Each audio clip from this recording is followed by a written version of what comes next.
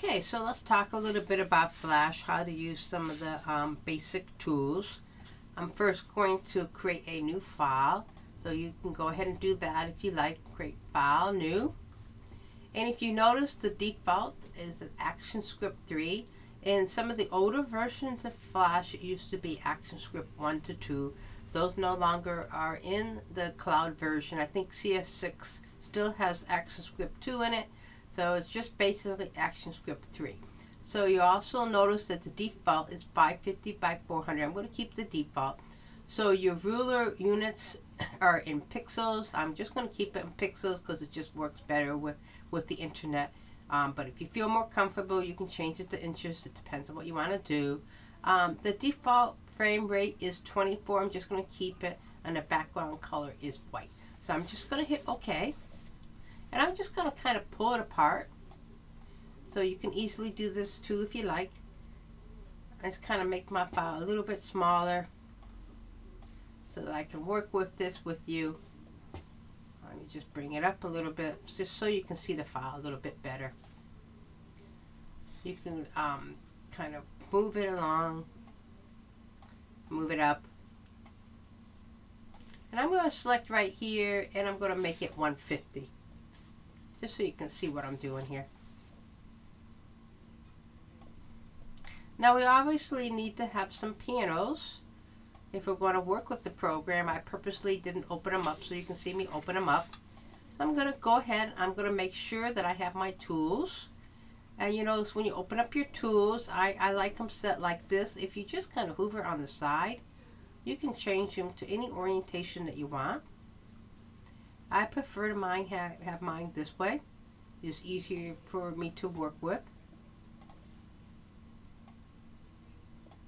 And I'm also going to open up my properties panel, which is very important to program. Along with that comes my library because I usually link them together. So both these panels are very important in this program. This class we're just going to work basically with the properties panel. I might also want to have my history open up. And along with my history, I have my colors linked up. We're going to go into that in a little bit too. So you should really go through the tools. You know, in the tutorial that I put online, you will notice that in the CS and in the cloud version, there is no decal tool or bone tool. So, you know, each versions, they're just a little bit different. They find that these tools didn't work very well, so they just kind of left them out. But go through the tool bar and you'll see that this is the select tool here, the subselect tool, the free transform tool, the rotation tool, the lasso tool, the pen tool, your text tool, line, shapes, ovals, poly star tool, pencil, your paintbrush, your fill, paint bucket fill, eyedropper, eraser tool, and your hand tool, which just kind of holds you can just hold your mouse down and move your file around. And then your magnifying glass, which will just zoom your file in, zoom it out. You notice that everything that you changed in your toolbar changes over in your properties panel. It just offers you a lot of different things to do with your different tools. That's the select one.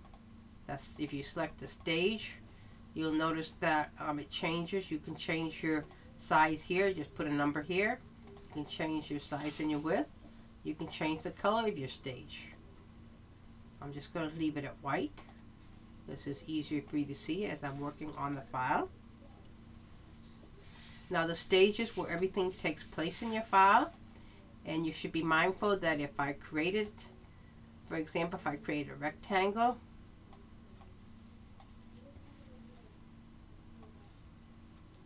and I go to Control, Test, and Flash Professional, you will notice that only what is on the stage is what I'm going to see. So you have to be really careful when you're working with your file. If you put anything outside the stage, then you're not going to be able to see it.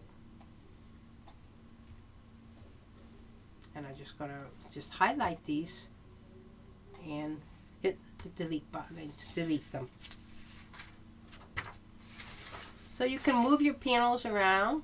You can pull them apart. You can link them together. You can link them at the bottom. You can link a bunch of panels together if you want. I can bring this one over here. It depends on how big your computer is, how much room you need. I like to have my properties panel and my library together. You may want to work your panels a little differently.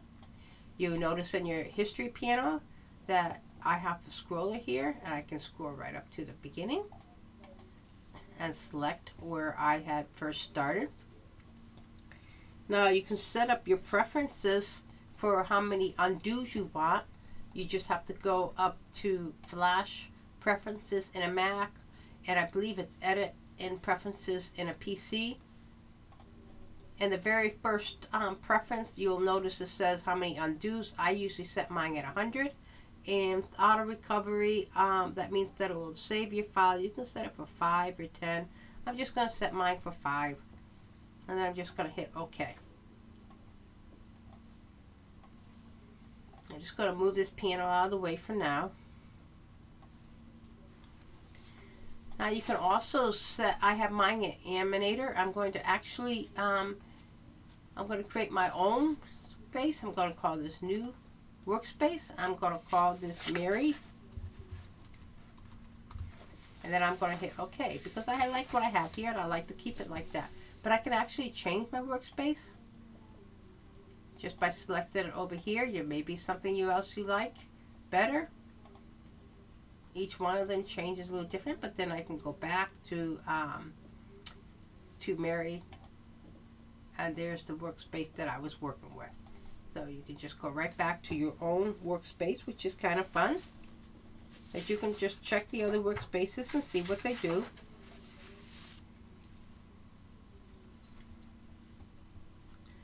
So as I was talking about, the property inspector is very important. So this is your select tool, and this is your sub-select tool. And I'll show you in a minute what each one of these do. So the first thing I'm going to do is just talk a little bit about colors. Okay, so I'm going to select with the non-editable, the object, the primitive. We'll talk a little bit more about that. I'm going to select, I'll put a little stroke on it so you can see it. And I'm going to just check this and make it a square. Okay. So you can select your color right here. You can change your colors just by selecting right in here in this little paint bucket.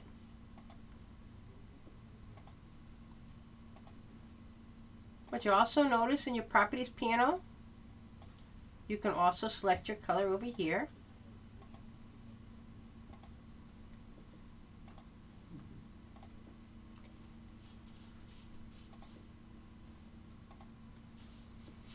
Now if you select it and then you go over this little icon here, you see it looks like a little color circle. Just select in there.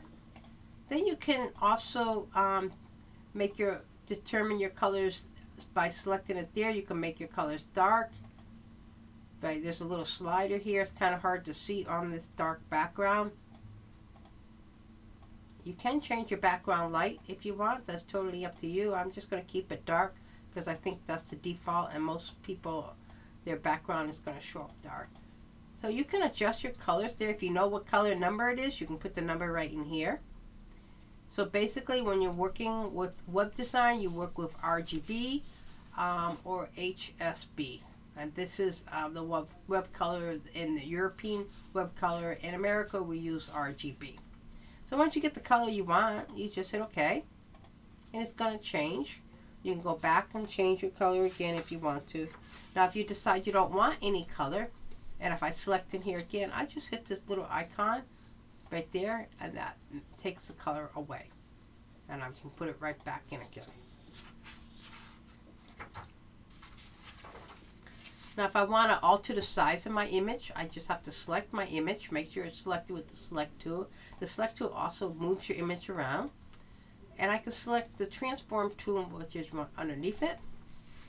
I can make my make it smaller, larger. If I hold down the shift key, it will stay constant. If I let go of the shift key, then I can alter my size this way.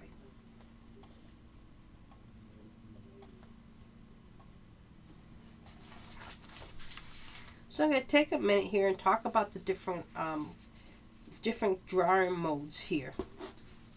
Now let me just uncheck this. I'm going to get rid of this image that I have here right now. So we have an edible drawing mode and object drawing mode. So what we've been drawing with presently is an object drawing mode. I'm just going to draw my shape here. It's called the primitive drawing mode. It's right down here. They have one for the square, and then you have one for the oval. The rectangle doesn't have one. So now if I draw a circle, see, I've been kind of playing around with this before. So I'm just going to, let me just delete that for a second. We'll just play with this. Now this is the object drawing mode, which is called the primitive drawing mode. So this mode, your square is not edible. So when you create a shape and you choose this drawing mode and you don't, want it to be edible, you can adjust your stroke, change the color of your stroke. You can change the color of your fill. You can do it right straight from your properties panel, and when you move your image around, it stays together, contact as one image, and it's also edible. So if I select the sub-select tool, I can alter the shape of this.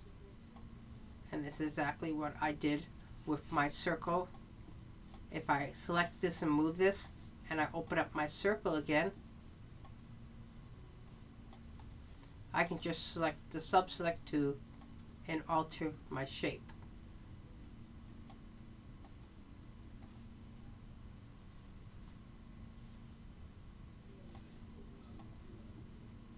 You can make some pretty interesting shapes this way. A lot of people don't know this about the program, but this is also in Fireworks, but it's just a little different than this program.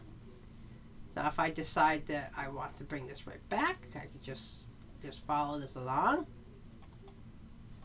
I have to make sure you have it selected.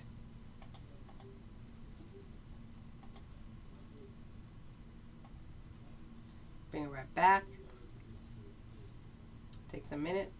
Then bring this one back towards the center, and then you have your circle back again. With this mode, you can also break this apart. If you go up to the top and go modify, break apart, now it becomes edible. And I will go through this too with you. And you notice that you can alter your strokes on this mode.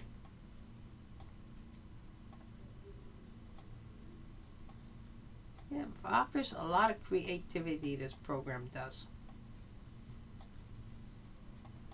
You just have to kind of play around with it to try to figure out what you can do and what you can't do. And it's good to understand this though before you start working on your images this week. And I'm going to get rid of this one. Now I'm going to go back and I'm going to work with the edible drawer mode. Now if I go back up here and I select the rectangle, and I'm going to get rid of this one here, delete it, and I create a rectangle with the edible drawing mode, and I select it, you can actually see the pixels in this image. Let me move this property bar. But what you'll notice is the stroke is not part of the image unless you select the whole thing. Now if I select the stroke on top and delete it, it'll actually can delete each section. I can actually just delete a part of a section. And I can delete the inside of my image too. You'll notice that this is the only program that does this. Flash offers you a lot of creativity. And I can alter my shape. I just select it and alter it. I can use the sub-select tool And you can select out your points. Let me just get rid of this one for a minute. Now if I create my shape again, and actually I'm just going to get rid of the stroke. I'm going to just delete it. And if I select, just hold down my mouse, I can select out pieces. Now if I make another one and I'm going to put no stroke, same color, I can actually add to the image. I can take away from the image, but I can also add to the image. Now it's one image. But if I choose a different color, if I make a, and I choose a different color, put a different color in it,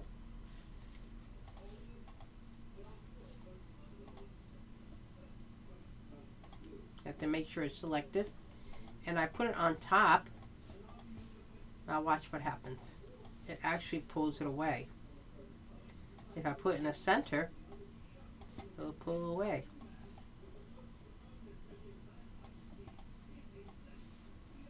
You can create some pretty interesting effects this way using this program.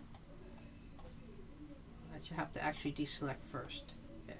So you have to deselect before you pull it away, and then pull it away.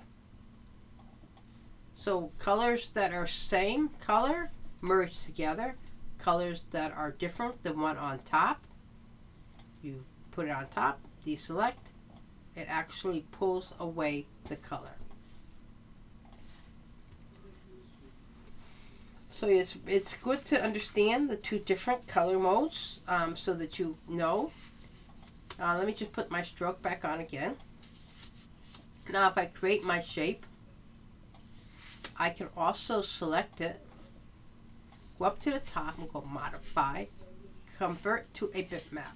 Once it's a bitmap, now it's one piece. It becomes one object. But if I decide I want to convert it back, I can go make sure it's selected, go modify, break apart. But if you do that, now you're going to notice that the stroke has now become part of the image because I have converted it to a bitmap and then I convert it back again. So it doesn't have quite the same properties, but I still can delete parts of it. But it moves all in one piece. Let's talk a little bit about strokes. I'm just going to get rid of this. I'm going to go back to the primitive drawer mode. Create my object.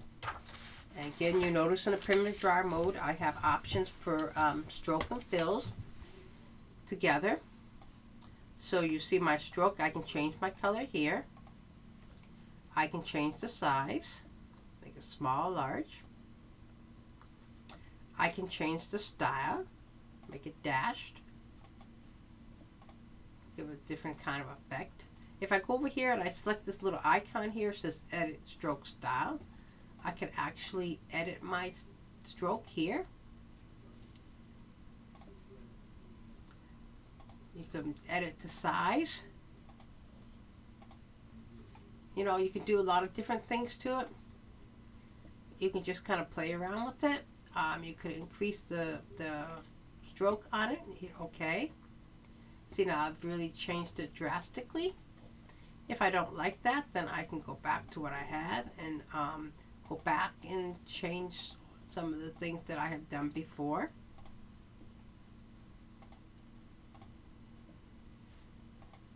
And just kind of play around with it, make my stroke a little bigger.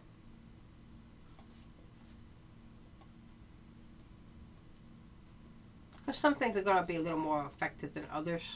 It all depends upon what you're doing and what you're working on. But you can play around with this and just test this out and see how it looks and what you like and what you don't like. So the only way you're going to get to know this program is to basically just keep playing around with it. So the next thing we're going to talk about are gradients. Gradients are a lot of fun to play with. If I select in here, you'll notice down here I can actually select gradients right here. If I want to do just a quick gradient, I can just select it there. But if I want to fine tune my gradient, I actually have to open up my colors, Windows, in colors. And it's right here. And you notice that when you select that, you can choose your kind of gradient you want. I'm going to check for a linear gradient. Let me just move it over a little bit so you can see as I'm working on it. And you notice here that you have these little icons. This is very similar to Fireworks or any other program. If you're working Photoshop or even Illustrator, if I select inside the icon, I can choose my color right inside. Just have to select it. I can add the little icons along the line here on the bottom of the little slider, and I can change colors each one. I can make some pretty interesting effects this way. I can make like a little rainbow colors. Then you slide them up and down. We'll change the orientation of the colors, how they're going to look. Now I can get rid of them if I don't like them. Just grab them and pull them down. Maybe slide some more over. You may want to use some gradients when you're working with your scenery or your animals or whatever. They're kind of fun to play with. There's wide variety of colors and that you can use with your gradients and stuff, and just kind of, like I said, the best way to get used to this program is to just kind of play around with it for a while. So I'm just going to stop with this, and I'm going to get rid of this. And what I really like to talk about, you have all these other shapes that you can, all these other tools, that you can use. You have besides the fill and the stroke and the different shapes and everything, you also have a brush tool that you can use. You can select the colors for that. You can change your colors as you're working on it.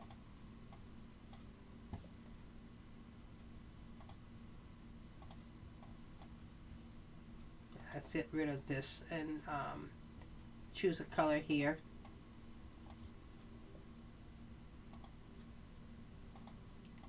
You can also change, if you look down in here, you can change the orientation. And if you look over in your paint bucket, your properties, you'll see that you have other things that you can change the smooth on it. You can change the size, the shape, make it thin, make it thicker. Over here is the different sizes. Right next to it, you can make it bigger. I'm just going to get rid of this for now. Just delete the whole thing. Now if I have a shape and then I select the eraser also has different sizes. I can erase in my shape. It's not letting me erase that shape. Why is it not? Because I'm working with the primitive drawing mode. So I have to get rid of that. And I have to work with the editable drawing mode. So let's see what happens. And then I select my eraser.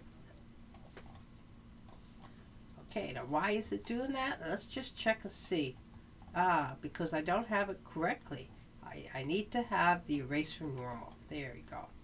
So you have to be very careful when you work on this program. Make sure that you read, that you do everything. You have to play around with it. The only way you get to learn how to use this program, but you can have the different size for this too. You can do small eraser.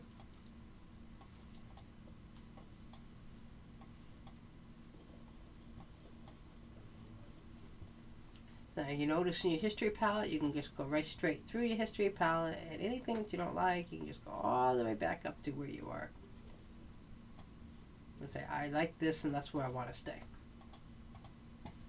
So let's try the eraser tool again.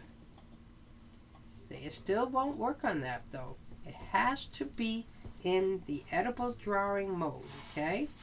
If it's not edible, if your image is not edible, you will not be able to erase it out because it's reading it as a bitmap image. So let's talk a little bit about the pen tool. If you took my class last semester or a couple of semesters ago when we did web design, I actually did a class on fireworks. So this is basically similar. The pen tool is right here. I suggest that you use the pen tool and these different shapes to create your animals. Pen tool, you just click, click, click, click, click. And then when you see the circle, you click. You can use the sub-select tool to alter your shape. Just grab it and move it. I'm going to actually make my stroke, I'm going to make it a little different color. Let's make it black.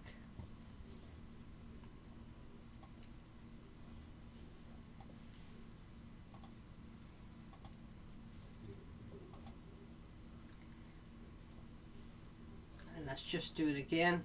There we have black. You see it's reading dash, so I'm going to make it solid. And I'm going to bring it down a little bit. I'll just bring it down to probably about maybe 4. Now let's just get rid of what we have here. Now if I click and drag, you will notice that I'm making handles. So this is handles and points. These are actually Bezier curves right here. If I just kind of go over this, this is your handles, and these are your Bezier curves. And you can actually create some pretty interesting images this way, just by grabbing the handles. It's sometimes a little hard to get used to, but as you work around with the program, you'll get used to it more. If you've ever worked with Illustrator or Fireworks or any other vector art program, it's not any different. It's very basically the same. So you have to click, drag to make those handles. Click and drag, click and drag, click and drag, click and drag. That makes your handles. Now if I decide I want to get rid of my points, all I have to do is just select minus, and I can get rid of my point. Just hover right on it. If I want to add points, I just do the opposite. Just select the add point,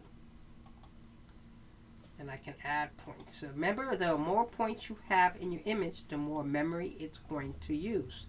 So try to use as few points as you possibly can when you're working on creating your images this week. I'm just going to get rid of that. Now you could also just use the pencil tool. If you bring in an image, I suggest that you use the pen tool here to create your image. A lot of students like to use the pencil tool and just go over it, but I just want to show you what ends up happening when you do that. Sometimes it's really hard to meet the point, and it doesn't always meet, so you can't put in your color. And now if I go over and use my sub-select tool, I want you to see how many points. Look at all the points that it creates when you do that. It actually creates a lot of points. And like I said, all these points take up a lot of memory. So I'm going to get rid of this.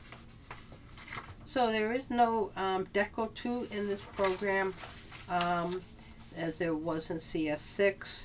So we talked a little bit about the brush tool, the eraser tool, the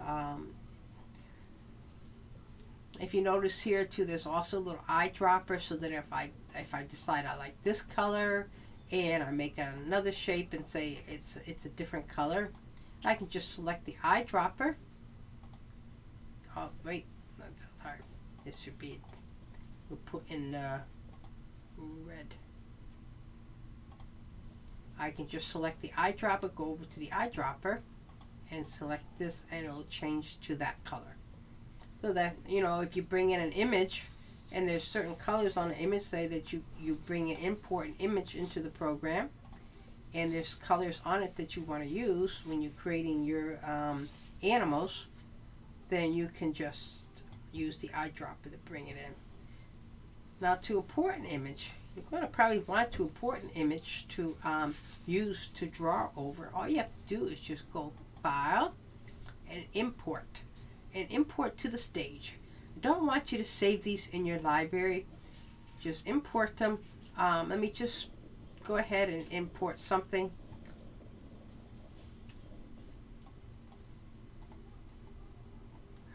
Let's see if I can find something, a good image to import.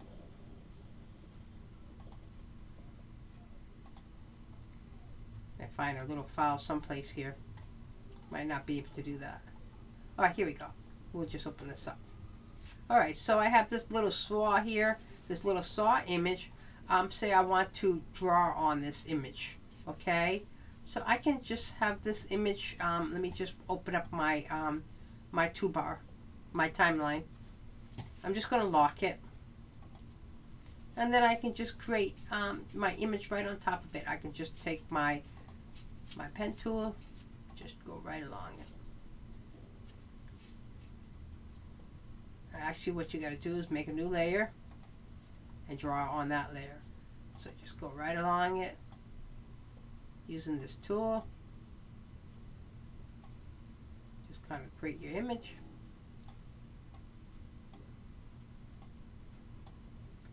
You know, don't worry that it's not perfect when you first start drawing out. And the reason why I say that is because you can go back and make it perfect.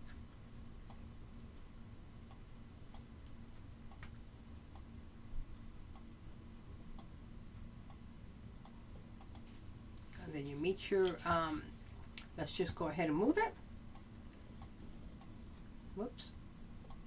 You may well have that layer locked, and you're just going to grab it and move it. And then you can just get rid of your layer. Get rid of the image. Just trash it. And now you have your image that you can work on. And you can alter your shape. You could just go ahead and, if you want to get rid of some points, you can get rid of some points. If you think you have too many points, you can alter it. Do whatever you want it to do. Put your color in it. Do whatever you want to do. So the last thing that I want to talk about is rulers, grid, alignment. There's a lot of other things. Let me just make a little image again. If I go up to view and I can select rulers, it's really a good idea to have your rulers out, because if you select your select tool, you can actually create your guidelines. You might need to have guidelines on your file. You can take and line your images up using these guidelines.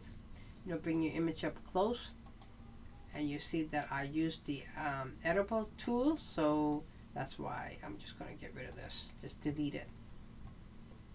And you can align your image. Now you could also you go to view and grid, show grid.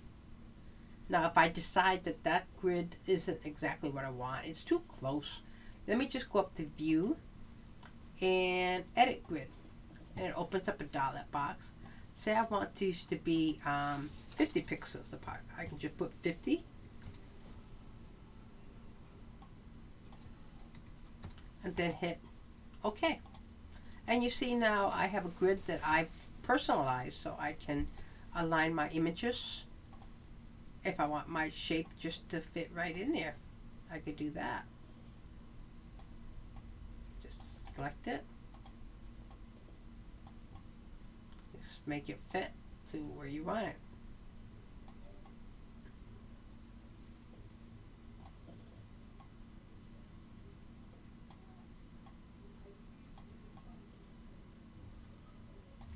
And just align it. It helps. You can hold down the Option key.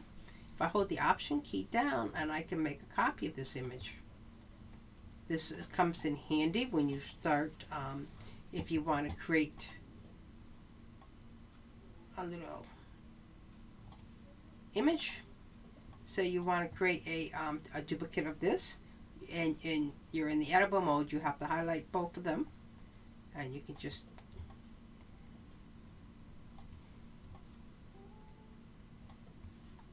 and you see how I've actually built a little navigational bar. So this program has a lot of versatility, a lot of different things that you can do in this program. Like I said, you just have to kind of play around with it and to get used to all the different, you know, different tools and different things that you can do in this program. It's actually a lot of fun. So I'm going to stop here. And then the next thing we're going to talk about is we're going to talk about working with the timeline.